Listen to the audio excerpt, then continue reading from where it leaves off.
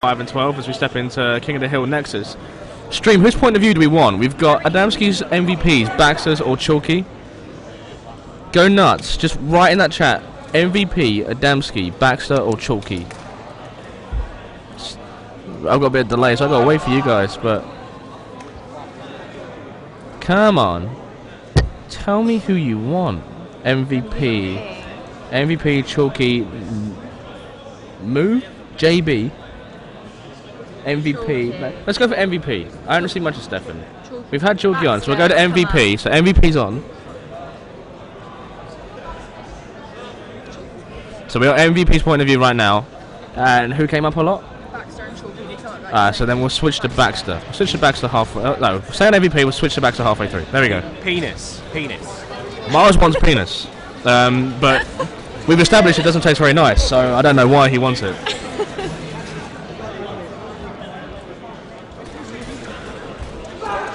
Both teams already getting a couple of seconds on the clock, but they're both going to be looking for control of the power weapons already. You've got a sniper rifle and a grenade launcher to be put to work. But Power have a few second lead right now as they're trying to hunt down these weapons, trying to hunt down the tech players, establish where they're spawning. MVP with that grenade launcher, see if he can put it to work. As he tries to, picks up Chalky, he's going to get double on Baxter. Yes, big shots from MVP. Getting shot in the back. I think that's all 4 dead. That might be all 4 dead. Oh no, it's not. Grenade launcher in the hill. Don't know if he took anyone's shield off. Yes, he did. He gets the assist. That little medal in your top left is your assist medal to show you whether you've taken someone's shield off and contributed to a team kill. Looks across the map and takes out guard.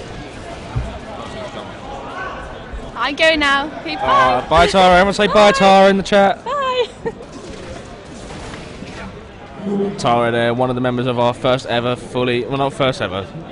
Those dinosaurs who you remember, the all-girls team at XL1, I think? But we have our first ever all-female Reach team. And they were good. They were. Jade Zone particularly. Jade can shoot. Jade shot me quite a lot. She gave you the business. I did get the business at least twice. You got a female dicking, a vaginaling. A vaginaling? Yeah. That sounds really sore, doesn't it? But they were good players, but they did go down. They did. That sounded wrong. No, it didn't. No, it did. It sounded good. It sounded very wrong. All this talk about dirty willies, and I mean, really, I bet there are kids listening to this. I can't. Hopefully, anyway, the kids I teach. Let's get back onto the game. Let's get back onto the game. So we're on board with MVP. If I didn't know any better, I'd say that. MVP. I didn't know about. I'd say this game was quite tight. Quite tight. What was the score of the last one? I actually missed that. I just saw Jack stand up and scream and lots of 50-39. 50-39. Big game from Chalky, rough game from self-proclaimed King Fragby. King Fragby. Yeah. I noticed your Regicide comment earlier, by the way. I'm a big fan of Regicide. Yeah, Regicide, yeah. You get hanged for that though, Jules. What? Yeah, you know, crimes against the crown. If you try and kill the king, that's... I thought they'd just take away, like, your Pokemon card collection. Like, I think that'd be pretty bad as well, actually. I have a shiny Charizard. You have a shiny Charizard? I know a guy that buys and sells on eBay. Very seriously. Very, very seriously. It's not me. I'm not covering for myself. Yeah, sure. He's a very serious collector. I know a game, his name is Riles Moss. Riles Moss, yeah. That's the guy. So we're seeing a somewhat small turnaround here. So Jules, tell me, how's this game gone so far? Because I've only just joined you, I'm afraid. It's just kind of been back and forth. There's an early lead for Power, but TEC seem to be taking it back. But they can't get that control that we're talking about. And Adamski's getting a little bit vocal, which is always kind of nice to hear. They were quite quiet. Power were quite quiet last game, so to hear them give it a little bit of mouth to Jack Baxter and the rest of TEC is quite encouraging to say that this game will be quite close. But they clearly got control. They're coming up to a 30-second lead and a big double kill from MVP as he comes up to spawn. And they are just denying any big TEC push at the moment. Yeah, it just seems like no one can dig their heels in properly. Oh, a little bit backwards and forwards now. It's always nice to, it's nice to know that players don't let Jack just talk over them, because it's hard not to let someone that noisy and that offensive get to you. But it's good to hear that at least someone, at least one silent guardian, or maybe not so silent, one dark knight out there watching over us. Because Power need a hero. Power need a hero right now. We're not going to ruin the Dark Knight Rises. Where's the Joker? Where is he? You want to know how I got this flag? My teammates. I might as well stop. My teammates are slayers. and they were slaying, and we got 3 down, and I went to the flag and said, why so serious? EGL, people. EGL, Blackpool. The home, the self-proclaimed, Mike Bennett said the Blackpool was the home of EGL. You know what? Mike, I take Mike's word as God here. Do you? Mike's the man. I'm a big Mike fan. Oh no, Mike's the man, but I'm not sure whether I'm happy saying, like... Blackpool's the home of EGL? Blackpool's the home of EGL. Well, maybe it is. How many events have been in now? 3? God bless the people of Blackpool, but how you survive here, I don't know. It's like Middle-earth. Mordor. It is. Middle-earth without the nice parts. Anyway, back to the game. If you look now at your screens currently, we've got a nice little lead developed there. Power have got over double TEC score. Yeah, they're doing a good job here. We were just whinging about TEC can't seem to get that out of control, but Power are doing a really good job of keeping them pinned, taking control at that time.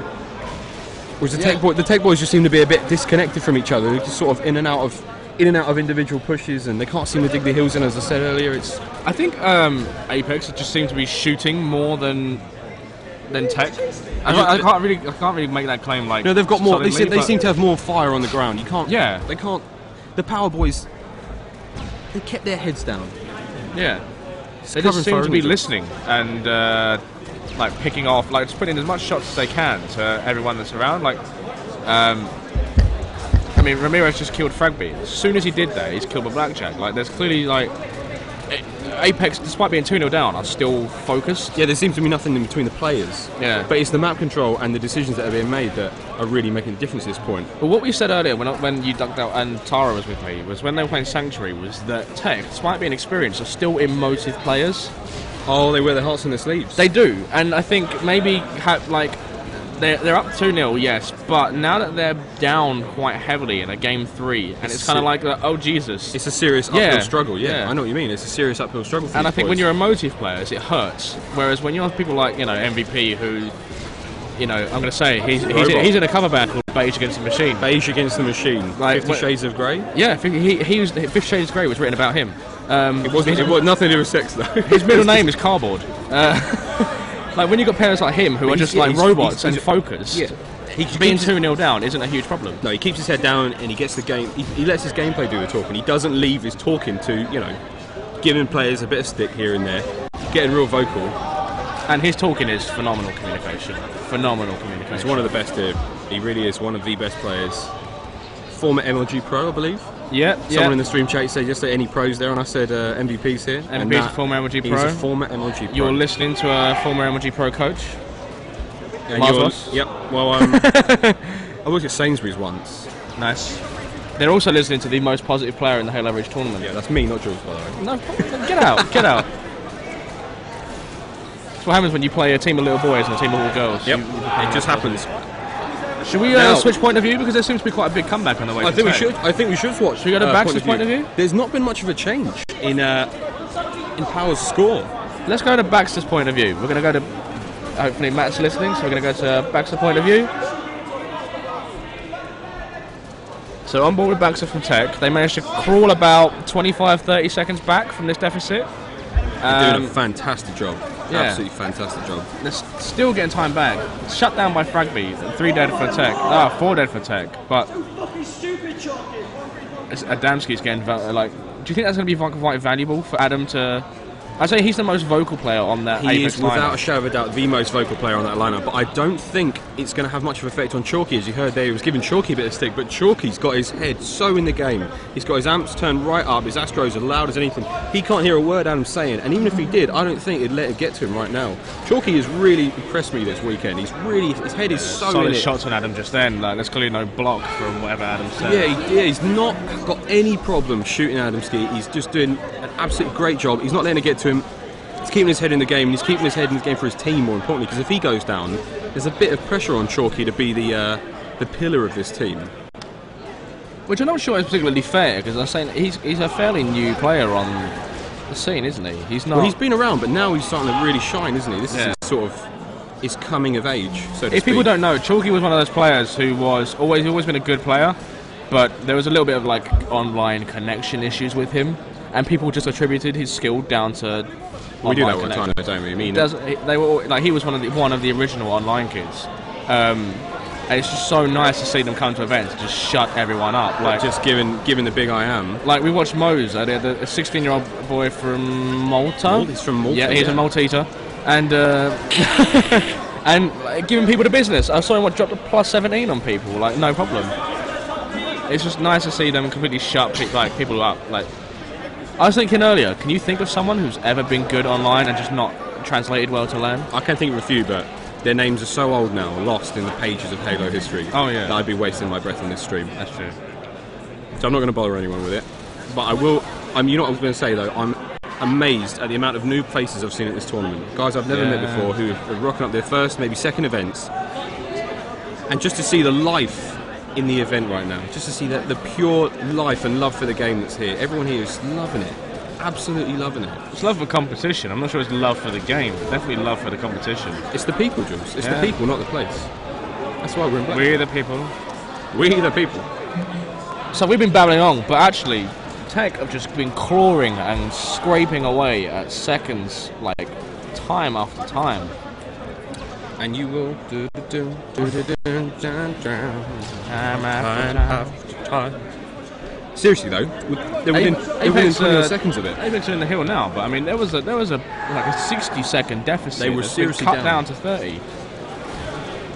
1 minute to win though for Power. 4 minutes left on the top. Adamski is ripping people's noses out their face. Ripping noses off. Yep. Oh, this is gonna hurt. That's gonna hurt. MVP. Can he make the most of it? Oh, almost. He kept his calm there. You notice that nice lull in his shooting pattern. He didn't waste that extra shot. He had it. He knew he had it. You just have to stay calm. You just can't get excited. Like it does happen to some people. Like the player you're shooting turns around and you're like, uh-oh. You do panic. But Stevie did not. MVP that did not panic. He kept his cool. I mean, it was just a shame that his opponent was not having any of that panic himself. And he really still on board with Baxter. He's picked up 2 players, but Power now are just nice shots by Baxter. But Power have managed to bring that lead back up. Do you want to jump on Adamski's point of view? I think a bit of Adamski could be nice. A bit of the ski, lad. Let's see if the Power Boys can tidy this one up and tuck him in. Fluff up the pillows, roll up the duvet and just put it to bed. Nice bit of storytelling.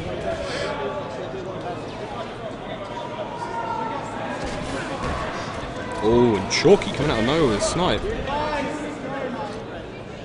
So TEC just able to just keep Power at bay, but I think it's difficult now because with this top hill it's a lot harder to maintain a solid control.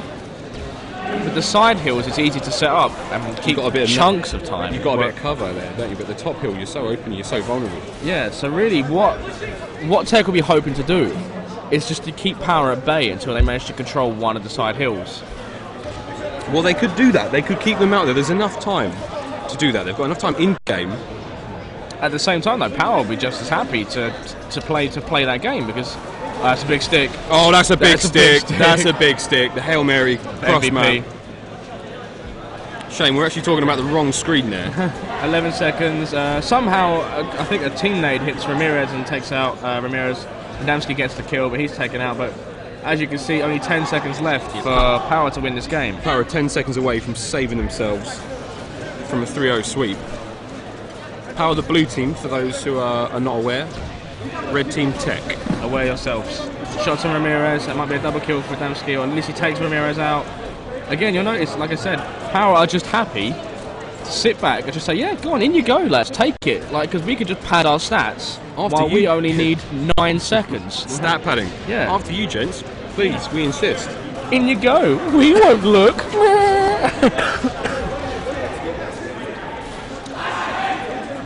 And here we are. Every second counts. Could this be the surge they needed? They were waiting patiently for big kill for an opportunity to just close it, but I don't think that's going to happen right now. No, I don't think it is. 36 seconds needed by TEC, 6 seconds needed by Power. And anything is possible, though, let's be honest. But this hill moves in 5 seconds. MVP is not in position. Chalky is spawning his team in the right place. Like, Fragby there it is. King Fraggers. Crown upon his head. Almost be Blackjack's hill score, but never mind. But let's have a look at the stats from Dempsey's point of view. Stats. Not bad, eh? Fairly even across the board again. There's not been any, aside from that neg 15 bomb from Vard, there's not been any standout. Did Ed drop a big neg 15? He did. He's got a lot of fans, neg 15 man. dump. Well, they can just sort of selective hearing that one away. Yeah. They can just forget that one. Vard just dropped the net, and they'll hear that, and that'll be it. Just dropped. Vard just dropped the bass. He's Skrillex. He dropped the soap. He dropped anything but a big neg bomb, I think. Yeah.